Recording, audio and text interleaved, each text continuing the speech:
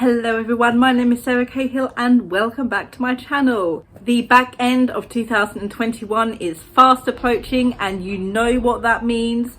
It is a time where all writers come together in stressful, frustrating solidarity. NaNoWriMo. It is but 1 month away and I'm very sure you can guess exactly what this video is going to entail. I'm here to formally announce my NaNoWriMo project for 2021. Plus do a little bit of talk about Preptober. I hate to admit it, but NaNoWriMo has sort of lost its charm with me a little bit. Not that I don't enjoy the community coming together, but NaNoWriMo isn't really a challenge for me anymore. It's 50,000 words in 1 month. I've written more in less time, more than once. But the excitement of I'm going to write a new novel this month is sort of dwindled to, okay, let's just write another novel, sure. It doesn't hit me in that excited way like it used to. But that does not mean that I am not going to participate. That does not mean that I'm going to scream from the rooftops about my project or how much it's stressing me out, because, you know, complaining about NaNoWriMo is the fun part. NaNoWriMo and Camp NaNoWriMo is sort of just going to be like another average month for me at this point. which is not a bad thing. I guess I'm just at that point in my writing journey where I have the projects I want to work on, and because I'm working on them constantly throughout the year, NaNoWriMo, Camp NaNoWriMo, they're not special months anymore like they used to be. If any of you have been following along with me over the past year or so, you know exactly what my NaNoWriMo project is going to be. I've talked about it enough times. I've mentioned more than once that I'm going to be doing it for NaNoWriMo. But here's the official announcement anyway. For NaNoWriMo 2021, I will be writing Abingdon House number 5. Yes, we are finally at book number 5, the last book in the series. And this has been a journey. For those of you who don't know, Abingdon House is my middle grade magical realism series that has been sucking the life out of me for almost a year. I wrote book number 1 for NaNoWriMo in 2020, and then somewhere along the line decided on a crazy stupid plan to write the subsequent 4 books in 2021. I wrote book 2 for Camp NaNoWriMo in April, book 3 for Camp NaNoWriMo in July, book 4 over just 3 days at the beginning of September, and now we have come full circle to November 2021 with the 5th and final book. Why am I writing all 5 books in 1 year, you ask? Well, I am pulling what I like to call a Kate Kavanagh. I'm writing the entire series before I start revisions, so I know what I need to add for foreshadowing in earlier books, what I need to add in for payoff into later books, instead of writing book 1 and then revising all of book 1 and then writing book 2 and then revising all of book 2, so on and so forth. It's to make the series as a whole more consistent. It's to make sure that everything is in the right place and everything makes sense. It's to make sure that I don't accidentally make a change to the story in book 5 that I'm going to have to then retcon and change in all 4 of the previous books. And me being the impatient person I am, I wanted the entire series written as quickly as I could in order to get to the fun part, which is making it all better in the future.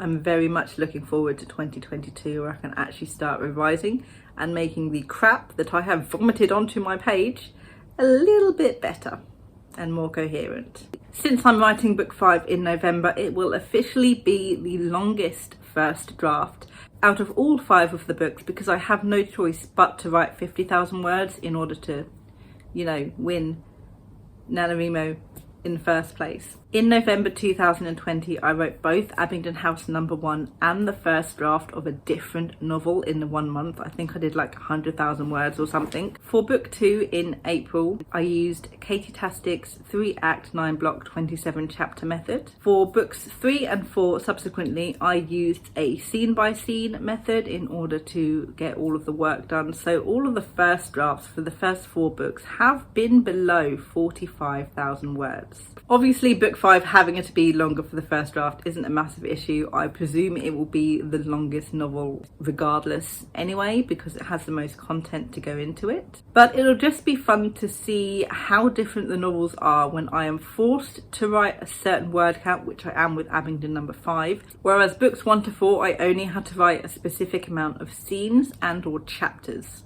the word count didn't matter. I wonder if that's going to make it more difficult.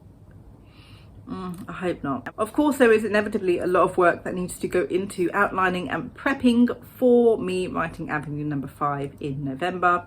I want the best chance possible to make this as easy a process as possible, because I do not want to struggle like I did with Abingdon number 2. I've had a lot of fun doing everything scene by scene. I've had a lot of fun not being the one to pick what I'm going to write, or writing non-chronologically, bar the first chapter first and the last chapter last for a beginning and an end. I found it easier to write like that as well, so I'm going to keep that specific way of drafting. The outlining the plot itself though, I'm going to be doing that a little bit differently. We're talking about Preptober now, my plans for Preptober, in case it wasn't 100% clear. Usually when I outline using the Save the Cat beat sheet. I just find it easiest for my brain to get around. It helps me with my pacing a lot, which I do have some issues with sometimes. Say what you want about Save the Cat, it's helpful for me, okay? But I always seem to use Save the Cat. So this Preptober, even though I already have done a very, very basic outline using Save the Cat, just to make sure I had everything in the right place, I'm going to be fully outlining using a different plot structure. And the plot structure I'm going to use is the 7-point story structure. It ensures a dramatic character arc for my hero. She's gonna need it. The 7-point story structure isn't actually that much different from Save the Cat. To be fair, and let's be honest, all of the plot structures are very, very similar. They all follow the same sort of beats. Some of them just have more, some of them have less, some of them are worded differently. Some add in a little bit more detail. It's basically the same thing, beginning, middle and end, you know? But I'm going for the drama in Act 5, so this is the one we're going to use. It's similar enough to Save the Cat that I don't have to put too much thought into it, but it's different enough that I don't feel that I'm using the same one. That's literally it for Preptober. I just need to outline the book. I already have a sort of basic plot that I want to go for with book 5. It is a whole story. There is a quest in 2 parts culminating in the final battle. I have the main points of the plot already set, but I'm hoping that the 7-point story structure is going to help me sort of pick and choose where all of these important plot points need to go, what is the best course of action for making the story flow from point A to point Z. It sounds simple. It will take me quite a while for me to get my outline as perfect as I want it to be, and it's probably not going to be perfect by the time I'm done with it. I had this issue with book 4. I thought I'd outlined it really well, and it turned out I had not. Book 5's plot is a little bit more simple though. There's only one focus, as opposed to books 2 to 4, which have had multiple focuses, just because of how the story is set out and what the characters are actually doing. I'm excited. I'm excited for book 5. I'm excited to finally get Abingdon House done as a series, and I'm excited to go into revisions moving forward into 2022. I have never properly fully revised a series before, so I'm immensely looking forward to and also slightly dreading it. If anybody knows of any good series story structures, please throw them my way. I'm going to need it. So those were my plans for Preptober and NaNoWriMo 2021. Let me know down in the comments below, are you taking part in NaNoWriMo this year? What is your project and what are your plans? Thank you guys so much for watching, and I will see you in my next video. Good thoughts and happy writing.